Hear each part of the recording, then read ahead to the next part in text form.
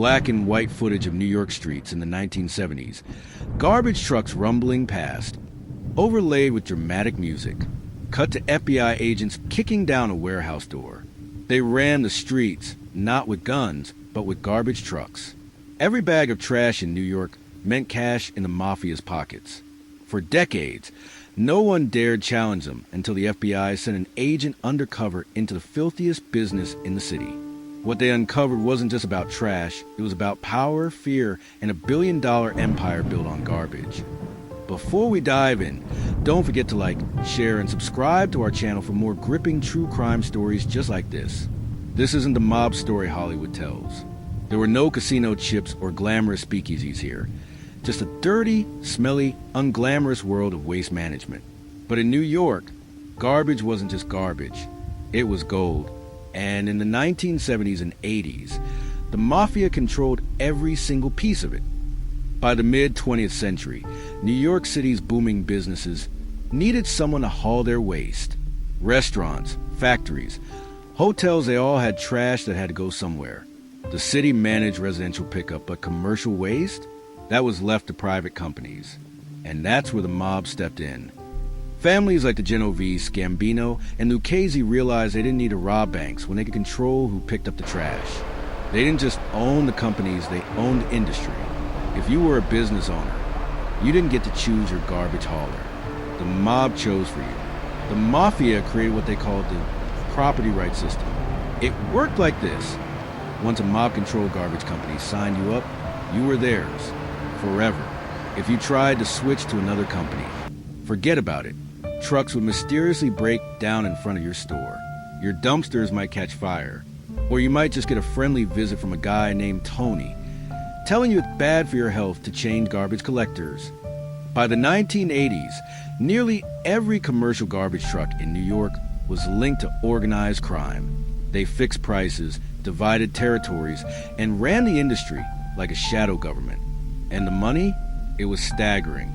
Hauling fees were inflated.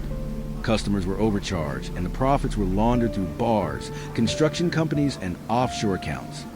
The mob even created their own trade association, the Private Sanitation Industry Association, run by a frontman, but controlled behind the scenes by mob bosses. It gave them the appearance of legitimacy, while ensuring no outsider could break in. The FBI had been after the New York Mafia for decades, but the garbage racket was different. It wasn't flashy. It wasn't violent, at least not openly, but it was steady, predictable, and unbelievably profitable. And the Bureau knew if they could break this racket, they could hit the mob right in the wallet. In 1989, the FBI launched Operation Garbage Trap.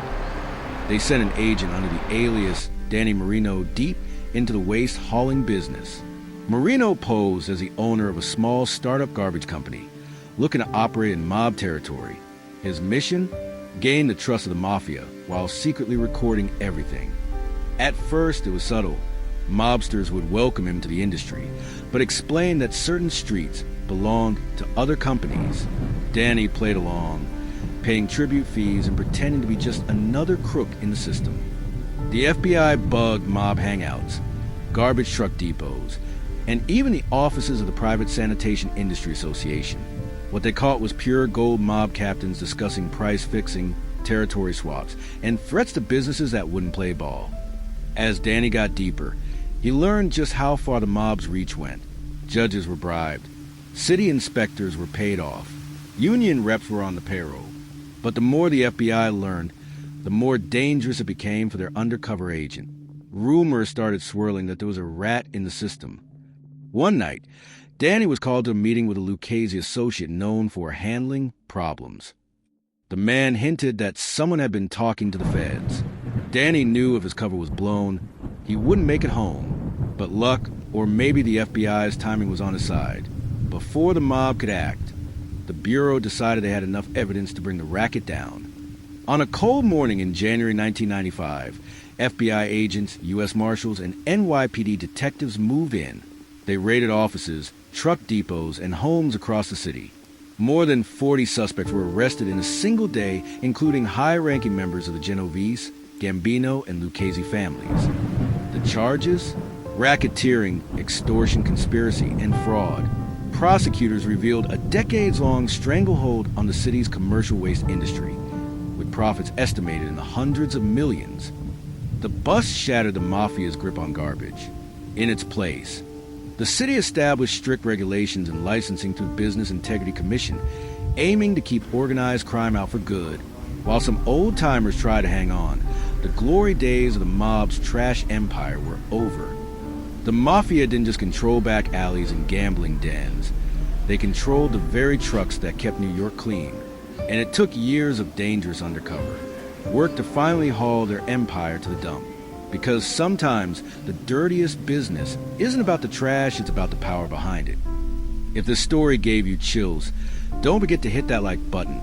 Subscribe for more gripping real-life mysteries, and share to spread awareness.